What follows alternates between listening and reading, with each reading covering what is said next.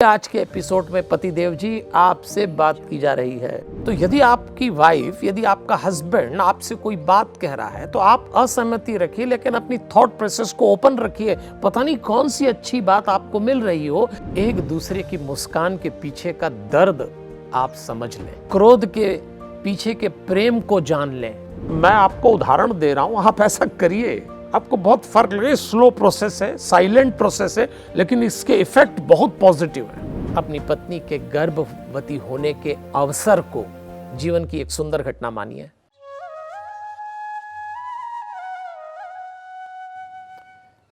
जय श्री कृष्ण। हमारे हनुमान कृष्णा कमिंग के आज के एपिसोड में आपका स्वागत है।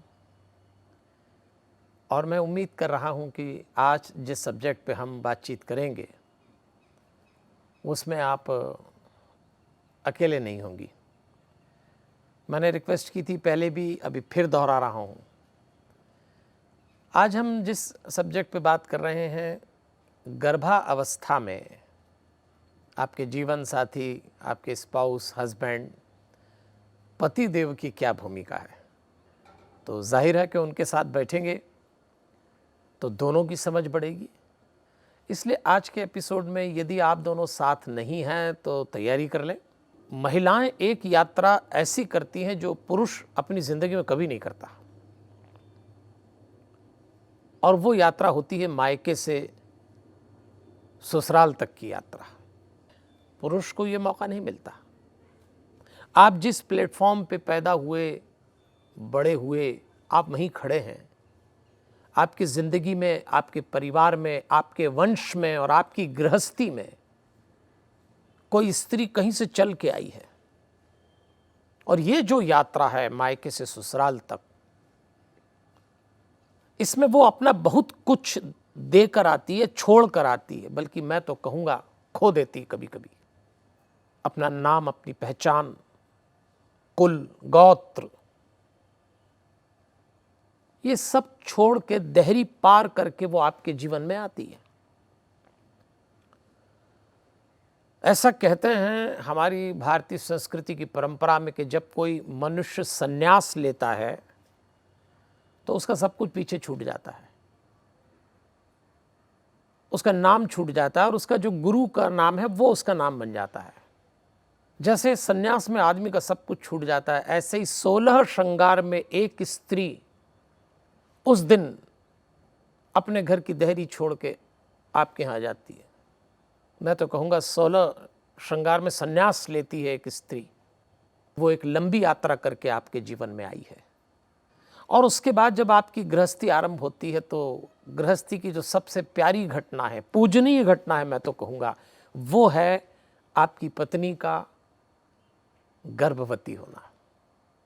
तो क्या आप तैयार हैं इस बात के लिए? क्या सोचा है आपने?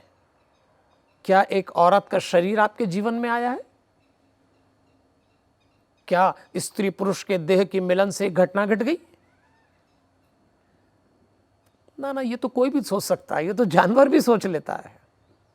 आप मनुष्य हैं, आपको बहुत गहराई में जाके सोचना है कि जो स्त्री आपके जीवन में इतनी बड़ी यात्रा करके इतना सब कुछ छोड़ कर आई है और आज आपके गर्भ को धारण करी है, उसका कैसे मान होना चाहिए, मनोवैज्ञानिक रूप से उसकी कैसी देखभाल होना चाहिए, इस दौरान आपके उससे संबंध कैसे होना चाहिए, विचार करिएगा। क्योंकि पति पत्नी रहते हुए कई बार जो जिंदगी कट रही है, अब जो स्पाउस रिलेशनशिप है थोड़ी सी डिफरेंट है। अगर आप हस्बैंड वाइफ को देखें, अगर मान लो दोनों वर्किंग कपल हैं या दोनों पढ़े लिखे हैं, तो सुबह तो शोर में गुजर जाती है।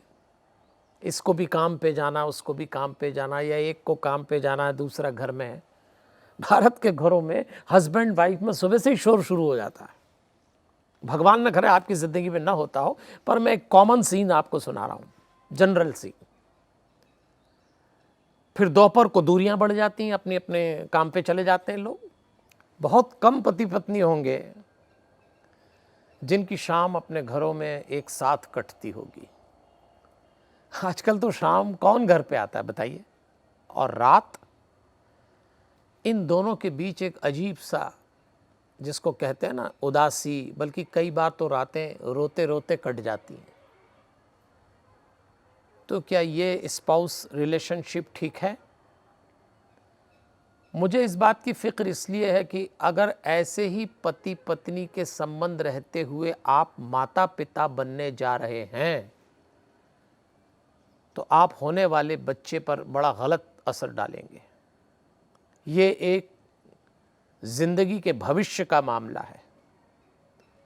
स्त्री तो गर्भवती होती है तो उसकी अनुभूति, उसकी फीलिंग्स चेंज भी हो जाती हैं, डेवलप भी हो जाती हैं, आदमी को कोई फ़र्क नहीं पड़ता। इसीलिए आज के एपिसोड में पतिदेव जी आपसे बात की जा रही है, थोड़ा ध्यान दीजिएगा। ये दार्शनिक मामला है, मनोवैज्ञानिक मामला है, ये 3 जिंदगियों से जुड़ा मामला है। आदमी में अहंकार होता है और उसका अहंकार जब रिएक्ट करता है तो आदमी क्रोध करता है, ठीक है। स्त्री में बेसिकली समर्पण भाव होता है, वो भावना प्रधान होती है। तो जब उसकी भावना रिएक्ट करती है और अगर वो कंफर्टेबल नहीं है तो उदासी में बदल जाती है। इसलिए दुनिया में औरतें जल्दी उदास हो जाती हैं।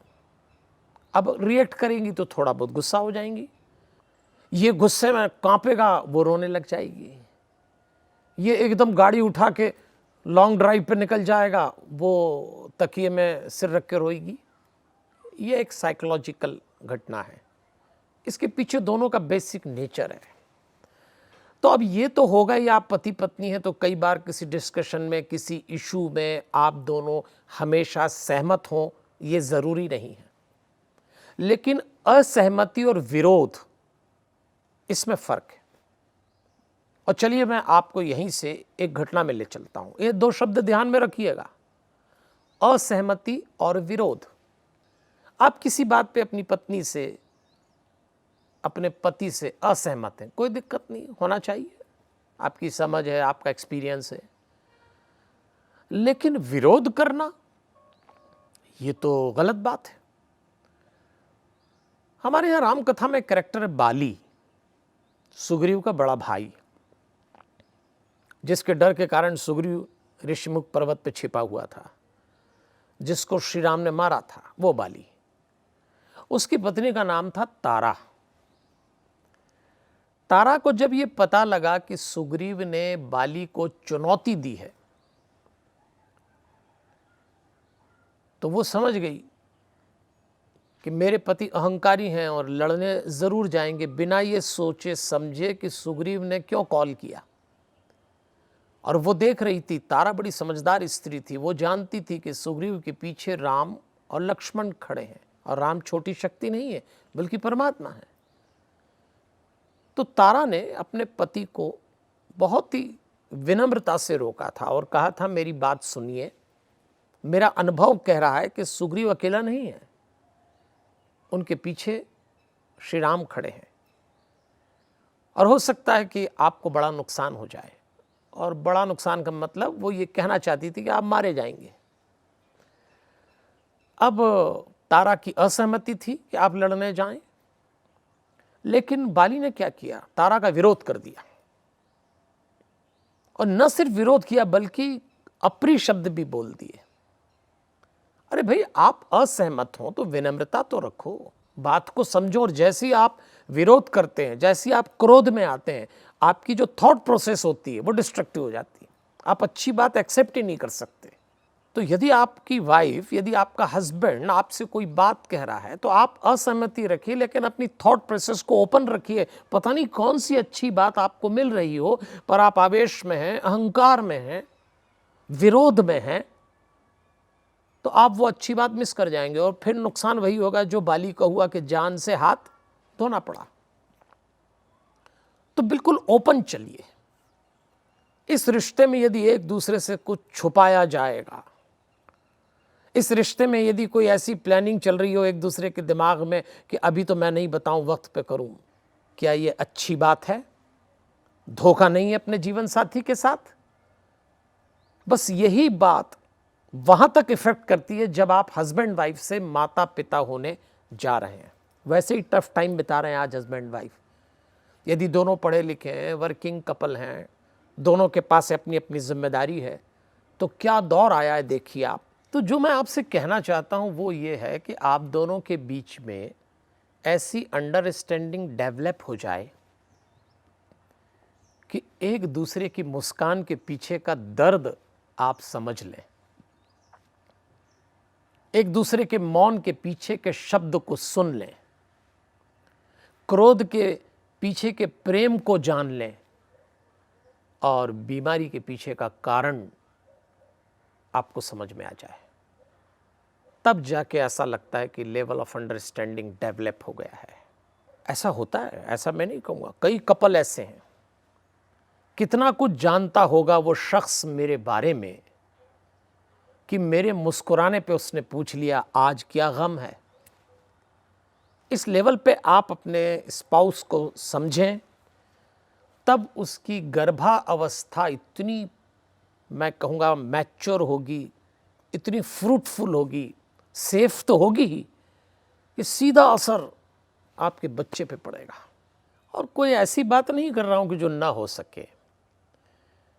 और मैं खुद अभी आपको थोड़ी देर बाद कुछ ऐसी छोटी छोटी विधियाँ, कुछ ऐसे सूत्र दूंगा जिसको आप यदि करेंगे तो जो बात मैं आपसे कहने जा रहा हूँ वो हो सकेगी। असंभव कुछ नहीं है, किया जा सकता है।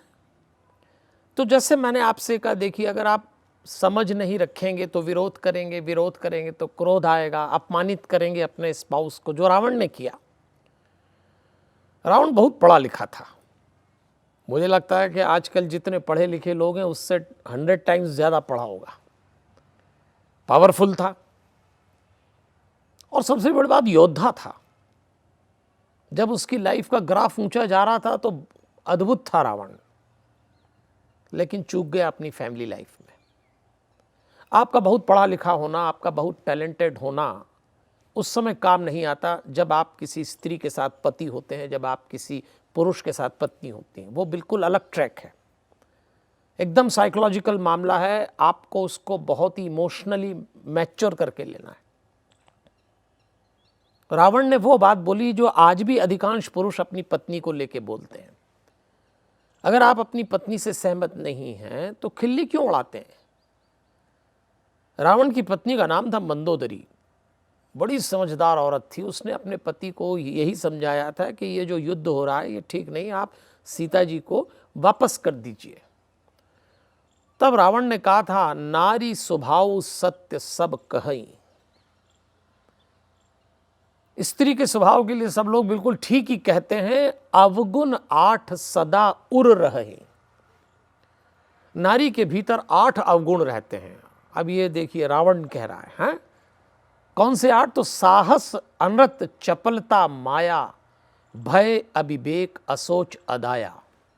अब इस पंक्ति को मैं आपको समझाता हूं। रावण अपनी पत्नी मंदोदरी से कह रहा है कि ये बात बिल्कुल सही है कि औरत में 8 अवगुण होते हैं। कौन कौन से? तो पहला वो कहता है साहस, दुस्साहसी होती हैं, नहीं करेंगी तो नहीं करेंगी, नहीं तो ऐसा काम कर जाएंगे कि सोच नहीं सकते। अनत, झूठ बोलती हैं। चपलता, चंचल होती हैं, जहाँ नहीं बोलना वहाँ बोलेंगी, कुछ इधर भागेंगी उधर भागेंगी, चंचल होता है ना। माया, छुपाती बहुत है, जादू है। कई लोग कहते हैं ना औरत जादू है। तो साहस, अनत, चपलता, माया, भय, अविवेक, डरती बहुत है, उनमें अविवेक होता है। असोच यानी अशुद्धि होती है। भय, अविवेक, असोच, अदाया, निर्दय होती हैं। अब आप एक बात बताइए, मैं बहुत ज़्यादा इसकी व्याख्या नहीं करूंगा, लेकिन मैं इतना कहूंगा कि क्या ये 8 बातें किसी स्त्री के अवगुण हैं? राम ने इन्हीं 8 बातों में गुण देखे थे। आपकी अप्रोच कैसी है? अगर आप बहुत ज़्यादा जेंडर प्रॉब्लम में है कि मैं आदमी हूँ, ये औरत है, तो आप रावण की लैंग्वेज बोलेंगे। लेकिन जेंडर प्रॉब्लम नहीं और आप कहते हैं कि न ये औरत है न मैं आदमी, ये हम लाइफ पार्टनर हैं, तो आप राम की तरफ से देखेंगे। इसलिए मेरा आपसे निवेदन है, राम ने बात तो सीता जी ने भी राम से विरोध की, असहमति की, पर देखिए आप कैसे राम ने हैंडल किया। आप पतिदेव हैं, आप पुरुष हैं, इसलिए बात कर रहा हूँ। मैं दुनिया में ऐसे पतियों से आपका परिचय करा रहा हूँ जो सचमुच निराले थे और हम वो छवि आपके भीतर देखना चाहते हैं। सीता जी अड़ गई थी कि मैं आपके साथ चलूंगी और राम ले जाना नहीं चाहते थे। उसके पीछे कारण था, भाई जंगल में पता नहीं क्या प्रॉब्लम आए, सीता कहाँ परेशान होगी, तो वो सीता को फेवर करना चाहते थे। लेकिन सीता ने कहा कि नहीं, मैं चलूंगी। तो राम ने कहा फिर तुम्हारी इच्छा, चलो फिर जो भी होगा मिल के निपटेंगे। अब ये देखिए, एक समझ है ये। राम ने तो ऐसी लैंग्वेज नहीं बोली जो रावण ने बोली हो, तुरंत कहा आप चलिए। आपको कृष्ण जी के जीवन की एक बहुत प्यारी घटना सुनाता हूँ, मुझे बहुत अच्छी लगती है। और आज मैं पुरुषों से ही बात कर रहा हूँ, खास तौर पे पति के रूप में, इसलिए इस बात को समझिए। एक बार नारद जी ने विचार किया कि चलो कृष्ण जी की गृहस्थी देखें। 16,108 रानियाँ थीं, बहुत बड़ा कुनबा था। आप अभी ये संख्या पे हट जाइए, मैं एटीट्यूड की बात कर रहा हूँ। तो नारद ने देखा कि बड़ी रानी रुक्मिणी जी के महल में कृष्ण बैठे हुए हैं। तो नारद ने सोचा बड़ी रानी के ही रहते होंगे। थोड़ी देर बाद दूसरी रानी के यहाँ गए, जाम्बवती, तो कृष्ण वहाँ बैठे। सत्यभामा के पास गए तो कृष्ण वहाँ भी बैठे नजर आए। नारद ने कहा कोई जादू है या क्या है, क्या कोई सुरंग खोद रखी है, जिस रानी के महल में जाता हूँ वहीं दिख जाते हैं।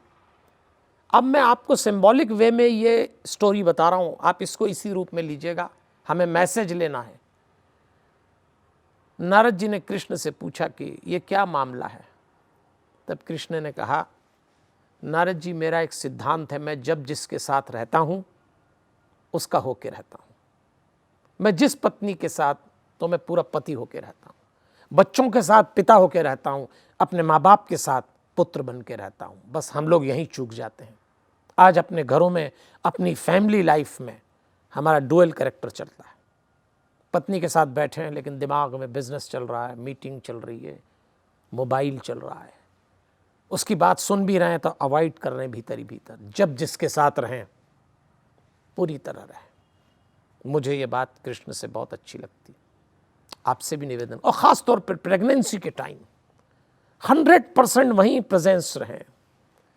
एक एक बात अपनी गर्भवती पत्नी की सुने, समझें, शेयर करें। चलिए, अब मैंने उदाहरण तो दे दिए आपको, राम का, कृष्ण का, रावण का, बाली का। आपसे भी निवेदन किया, ये होगा कैसे? कुछ छोटे छोटे काम किए जा सकते हैं। मैं तो कहता हूँ ये सेल्फ हेल्प है, आप कर लीजिए। आपको किसी दूसरे से बहुत अधिक काउंसलिंग की ज़रूरत नहीं है, आप खुद ये काम कर सकते हैं। पहला काम तो ये करिए कि जैसे आपकी वाइफ प्रेग्नेंट हो, एक कागज़ कलम उठाइए और आपकी शादी को 1 साल, 2 साल, 10 साल, 4, जो भी अवधि रही हो, उस दौरान अपनी पत्नी की जितनी बातें आपको अच्छी लगी हों उसको नोट डाउन करिए। माफ़ करिए, बहुत कम हस्बैंड वाइफ होंगे जिन्होंने अपने स्पाउस की अच्छी बातों को डायराइज किया होगा। हाँ, बुरी बातें तो दिमाग में बिल्कुल एकदम बैठी हुई, पूरा मेमोरी कार्ड फुल है उससे, ये ऐसी, ये ऐसी, ये ऐसा। मैं आपसे कह रहा हूँ आप बनाइए तो सही लिस्ट, याद आएगा कि उसकी ये बात बहुत अच्छी, उस समय उसने एक बार ऐसा किया, आएगा। सोचिए, ये बड़ी पॉजिटिव थिंकिंग प्रोसेस होगी, फ़ायदा ही होने वाला। इससे आपके आस, देखिए सबसे बड़ा काम होगा कि जब आप अपनी पत्नी की या पति की अच्छी बात की लिस्ट बनाएंगे, आपकी बॉडी में हार्मोनल चेंज होगा। बाहर की एक्टिविटी से भीतर का chemical balance, hormonal balance change होता है और उसका फ़ायदा मिलेगा। एकदम आसपास का वातावरण पॉजिटिव हो जाएगा। करके देखिए। एक दूसरा मेरा सजेशन है आपको, जिन घरों में माताएं, बहनें, आपकी पत्नी गर्भवती हो, बेडरूम में मोबाइल बंद करा दीजिए। और बहन जी, आपसे भी निवेदन है, ऐसा ना हो कि घरवाले का तो मोबाइल बंद करा दिया और घरवाली का आपका चालू है, ये नहीं चलेगा। इस रेडिएशन को पूरी प्रेगनेंसी में बेडरूम में ना लाएं। एक नियम बना लें कि बालकनी में बैठ के देख लिया करूंगी। मैं आपको उदाहरण दे रहा हूं, आप ऐसा करिए, आपको बहुत फर्क लगेगा। स्लो प्रोसेस है, साइलेंट प्रोसेस है, लेकिन इसके इफेक्ट बहुत पॉजिटिव है। बहुत बहुत पॉजिटिव हैं। और आपको लगेगा भाई मोबाइल नहीं देखेंगे तो क्या होगा, तो मैं हस्बैंड साहब से, पतिदेव से रिक्वेस्ट करूंगा कोई अच्छी सी किताब का पेज पढ़ के सुनाइए, वो सुन लेंगे। क्या ज़रूरत है, क्या देखते हैं मोबाइल में, मैसेज और कुछ थोड़े एक अवसर है ये 9 महीने की गतिविधि, और चलो हम कहते हैं 3 महीने और कर लो, लेकिन आखिरी के जो 6 महीने और छोड़ो तो आखिरी के 3 महीने, क्योंकि हमारे भागवत शास्त्र के अनुसार 6 महीने में आत्मा आ जाती है, और जैसे ही आपके गर्भस्थ शिशु में आत्मा आए बस आप मोबाइल छोड़ देना। एक बात और सजेस्ट करूंगा, भाई हस्बैंड वाइफ है तो बातचीत तो होगी, बहुत कम पति पत्नी जानते हैं कि बात कहाँ से की जाए। जब हम बोलते हैं ना तो हमारे शरीर में 7 सेंटर पॉइंट है, चक्र हैं, कहाँ से बोला। दुनियादारी से जब आप काम करें तो जीभ से बोला जाता है, कोई अच्छा व्याख्यान देना हो, गाना गाना हो, कला का काम हो तो कंठ के सूत्र से, ये जो चक्र है इससे बोला जाता है। कहते हैं कि जब अपने बच्चों से बात करें तो नाभि से बोला जाता है, जो नेवल पोर्शन है, और जब अपने जीवन साथी पत्नी से या पति से बात करें तो हृदय के चक्र से बोला जाता है। इसको योग की भाषा में अनाहत चक्र कहते हैं। तो इस चक्र पे अपनी वाणी को रखिए, ओम का उच्चारण करिए। देखिए आप मुझे